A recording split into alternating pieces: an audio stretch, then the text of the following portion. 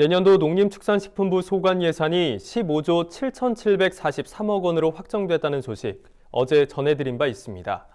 내년도 농식품부 예산 중에서는 공익형 직불제 예산이 새롭게 반영된 점이 가장 눈에 띕니다.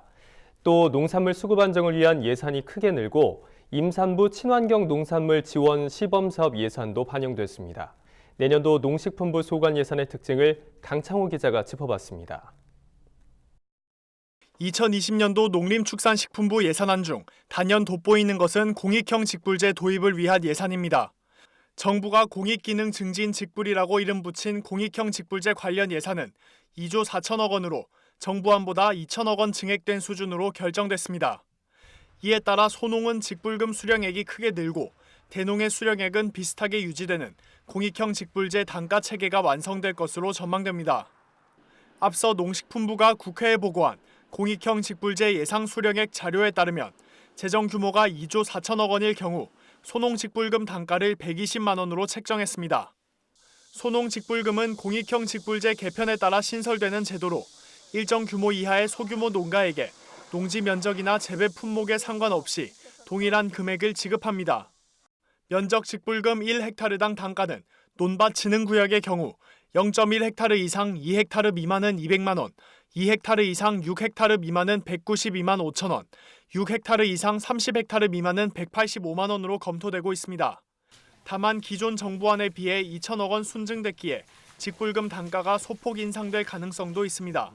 소규모 농업인에 대해서는 규모의 경영 규모에 관계없이 일정 금액을 지급하기 때문에 소규모 농가의 지급액이 증가할 것이고요. 대규모 농가의 경우에도 이때까지 받았던 직불금 지급액에 비해서는 직불금이 줄어들지 않는 방향으로 단가를 설계할 계획입니다. 농산물 수급 안정에 관련된 예산은 169억 원으로 확정됐습니다. 올해 85억 원에 비해 2배 가까이 늘어난 규모입니다. 늘어난 예산은 농가 대상 현지 재배의향 면적 조사 등에 사용됩니다. 그동안 재배의향 면적 조사는 전화에만 의존했지만 내년부터 주산지 농가를 대상으로 드론 등을 활용해 실측 조사가 이뤄질 예정입니다. 채소 가격 안정제 예산은 국회 심사 과정에서 48억 원이 늘어 251억 600만 원이 됐습니다. 채소 가격 안정제는 계약 물량의 일부를 수급 조절에 활용하는 조건으로 농가의 평년 가격의 80%를 보장해주는 제도입니다.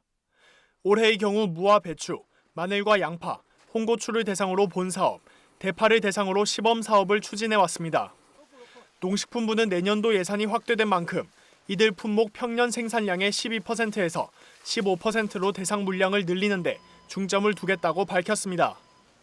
올해로 종료 예정이었던 논타작물 재배 지원 사업은 내년에도 시행될 예정입니다. 다만 국회 심의 과정에서 예산이 감액돼 549억 9,200만 원으로 최종 결정됐습니다. 올해 예산 1,505억 원에 비해 절반에도 못 미치는 수준입니다. 국산 농축산물 소비 확대를 위한 예산은 확대 편성됐습니다. 임산부 친환경 농산물 지원 사업 예산 90억 6천만 원이 최종 반영됐습니다. 임산부 4만 5천 명에게 1년간 48만 원어치의 친환경 농산물을 제공하는 이 사업은 내년 27개 시군을 대상으로 시범 실시될 예정입니다. 또 저소득층 농산물 구매 지원을 위한 농식품 바우처 사업 예산 35억 원이 편성됐습니다. 내년부터 3개 지자체를 대상으로 현장 실증 사업이 진행될 예정입니다. 하지만 학교 과일 간식 지원 사업의 예산이 늘어나지 못해 아쉬움도 나오고 있습니다. 이 사업 예산은 올해와 같은 72억 원으로 확정됐습니다. 이에 따라 내년에도 올해와 동일한 규모로 초등학교 돌봄 교실 학생 24만 명에게 연간 30회 과일 간식이 제공될 예정입니다. MBS 뉴스 강창호입니다.